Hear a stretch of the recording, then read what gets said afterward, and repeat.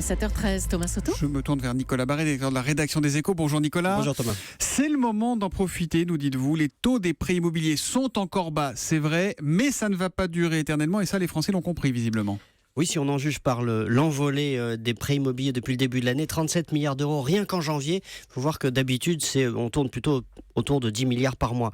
Alors pourquoi une telle envolée ? Parce que quand il s'agit de leur argent, les Français deviennent très très forts en économie et donc ils ont très bien compris que l'ère des taux bas n'allait pas durer. Donc il y a une espèce de rush, on se précipite pour emprunter ? C'est exactement ça, ou pour renégocier les anciens prêts, parce que il est encore temps, profitez-en, vous pouvez économiser des dizaines ou des centaines d'euros par mois sur votre mensualité. Il ne faut pas hésiter à demander à son banquier les banques, des les courtiers, simulations. il faut les mettre en concurrence et ça marche partout, à Paris, en province. Exactement. D'ailleurs, si les prêts ont explosé en janvier, c'est justement à cause de ces renégociations de crédit qui représentent 60% des prêts accordés en ce moment par les banques, donc encore à des taux très bas. Donc, vous nous dites, là, on est le 7 mars, il n'est pas trop tard, il est encore temps de renégocier. Non, il n'est pas trop tard. Les taux sont remontés un petit peu depuis 6 mois. On est autour de 1,5% hors assurance sur des prêts à 15 ans.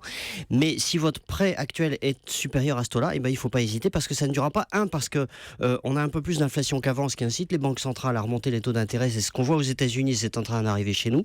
Et puis 2, parce que on a ce climat d'incertitude politique qui fait grimper les taux d'intérêt. D'ailleurs, rien que le risque hypothétique d'une victoire du Front National a déjà renchéri les taux d'intérêt. Et donc vous imaginez, si ça arrivait pour de bon, ce serait une catastrophe pour les emprunteurs, pour leur pouvoir d'achat.